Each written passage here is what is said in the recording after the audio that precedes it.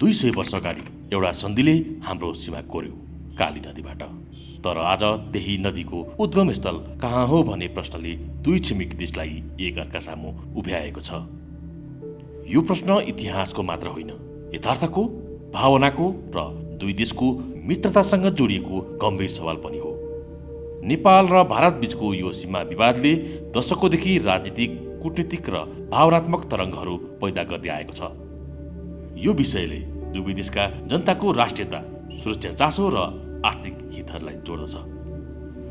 नेपाल भारत सीमा विवादको यो 200 वर्ष लामो यात्रा, कालापानी, लिपुलेक र लिम्पियाधुरा, यो भूमिको विवाद वर्षौंदेखि जिउका तिउँछ, तर बेला बेलामा सतहमा आउँछ। अहिले फेरि नेपालले आफ्नो 100 रुपैयाँको नोटमा चुच्चे नक्सा जारी गरेसँगै यो विवाद उत्कर्षमा पुगेको छ। भारतीय मिडियाहरूले यो भूमि निर्विवाद रूपमा आफ्नो भनेर समाचार बनाइरहेका छन्। While Nepal's map on the center of the note includes the Indian territories of Lipulekh, Limpiadhura and Kalapani. जबकि नेपाली पक्षले यसलाई आफ्नो ऐतिहासिक अधिकार ठान्दछ। अब लिम्पियाधुरा, लिपुलेक र कालापानीको विषय उज्याल पर्न वा सेलाउन दिइने छैन। यसको निष्कर्ष निकालिन्छ। यो हाम्रो भूभाग हामी फिर्ता लिएर जान्छौँ। यो क्षेत्र करिब 372 वर्ग किलोमिटर छ र नेपालको दार्चुला जिल्लामा पर्दछ। भारतले भने यसलाई उत्तराखण्डको पिथौरागढ जिल्लाको भाग दाबी गर्दै आएको छ। यो विवाद केवल भूगोलको मात्र होइन, यो इतिहास, सुरक्षा, व्यापार र धार्मिक महत्त्वको जटिल जालो हो। यो भूमिको अन्तर्कथा के हो? आजको फ्याक्ट न्युजको यो विशेष श्रृङ्खलामा कालापानी, लिपुलेक र लिम्पियाधुराको यथार्थ चित्रणसँगै नेपाल भारत बीच सीमा विवादको यो पेचिलो विषयमा केन्द्रित रहनेछ। विवादको जरा सन् 1816 को सुगौली सन्धिमा छ। यो सन्धि नेपाल र ब्रिटिस इस्ट इन्डिया कम्पनी बीच भएको थियो, जसले नेपालको सीमालाई परिभाषित गर्यो। सन्धिमा लेखिएको छ नेपालको पश्चिम सीमा काली नदी हुनेछ। तर प्रश्न यो हो, काली नदी कहाँबाट बग्छ? यो अस्पष्टताले नि विवादको बीज रोपेको छ।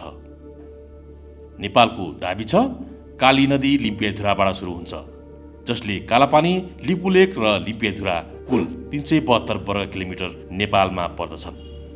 प्रमाणहरू पुराना ब्रिटिस नक्सा, कर रसिदहरू र नापी दस्तावेजहरू।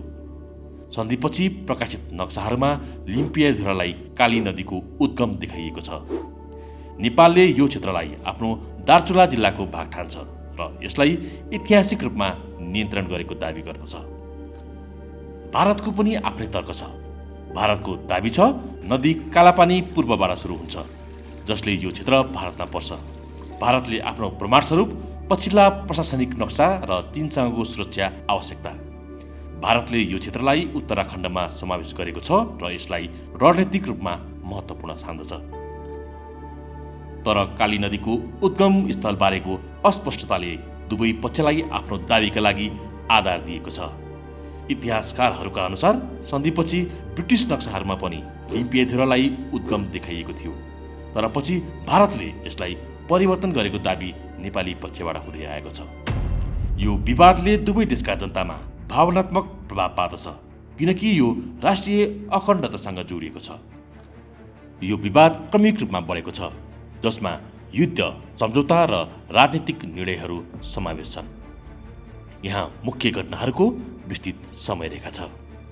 1962 भारत चीन युद्धपछि यो युद्ध हिमालय क्षेत्रको सीमा विवादमा केन्द्रित थियो, जसमा चीनले भारतलाई हराएपछि भारतले उत्तरी सीमामा सुरक्षा मजबुत बनायो। भारतले कालापानीमा स्थायी सैनिक पोस्ट राख्यो, चीन विरुद्ध बफर जोन भनेर। नेपालले विरोध गर्यो, तर तत्कालीन राजा महेन्द्रको मौन सहमतिले यो जारी रह्यो। भारतीय पक्षका लागि यो क्षेत्र रणनीतिक रूपमा महत्त्वपूर्ण छ, किनकि यो त्रिदेशीय बिन्दु नेपाल, भारत, चीनको सीमा क्षेत्र हो। नेपाल र नेपालीहरूले यसलाई अतिक्रमण ठान्दछन्, जसले 6 दशकदेखि विवाद बढाएको छ। 2015 भारत चीन लिपुलेक सम्झौता। भारत र चीनले लिपुलेकबाट व्यापार सम्झौता गरे, नेपाललाई जानकारी दिइएन। यो सम्झौताले लिपुलेकलाई व्यापारिक नाका बनायो। नेपालले कडा विरोध जनायो, यसलाई आफ्नो भूमिमा दुई छिमेकीले बाँडेको ठान्यो। यो घटनाले नेपालमा राष्ट्रियताको लहर ल्यायो र भारतसँगको सम्बन्धमा तनाव बढायो। 2019 र 20 नक्सा जारीको लहर। भारतले नयाँ नक्सा जारी गरेर यो क्षेत्र समावेश गर्यो। नेपालले पनि चुच्चे नक्सा जारी गरेर संसदबाट अनुमोदन गर्यो। भारतले यसलाई कृत्रिम विस्तार भने। यो समयमा दुवै देशका मिडियाहरूमा तीव्र प्रतिक्रिया देखियो, जसले जनतामा विभाजन पनि पैदा भयो। 2025 को हालको घटना 100 रुपैयाँ नोट जारी। नोभेम्बर 27 मा नेपालले नयाँ 100 रुपैयाँको नोट जारी गर्यो, जसमा यो क्षेत्र नक्सामा समावेश छ। भारतले यसलाई एकतर्फी र अस्वीकार्य भनेको छ, जसले विवाद फेरि चर्काएको छ।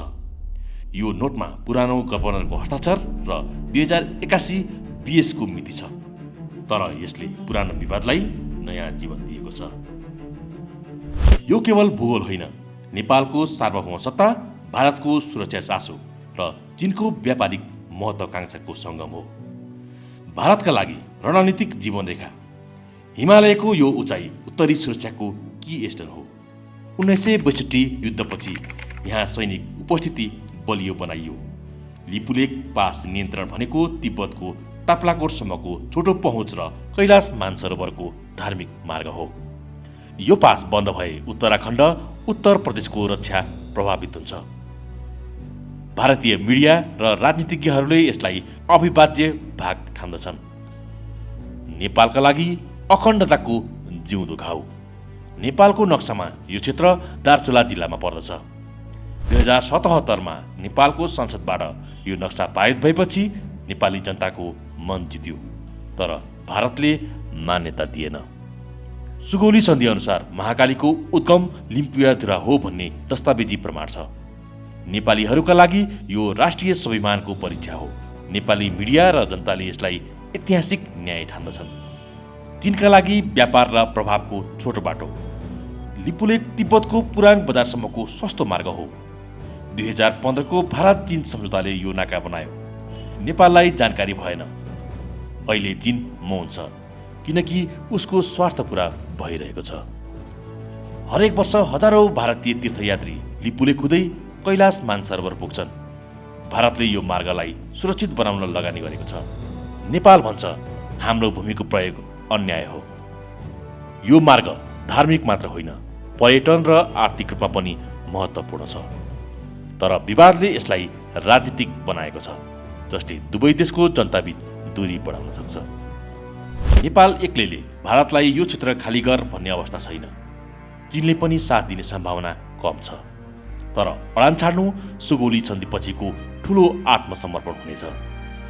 यो भावनाले होइन, तथ्य, प्रमाण र कूटनीतिले मात्र सम्भव छ। तर हरेक नेपालीको मनमा एउटै प्रश्न छ, हाम्रो भूमि कहिले फर्किन्छ? फ्याक्ट भ्युजको आजको श्रृङ्खलामा यति नै। लाइक, शेयर र सब्स्क्राइब गरेर साथ दिनुहोला। धन्यवाद।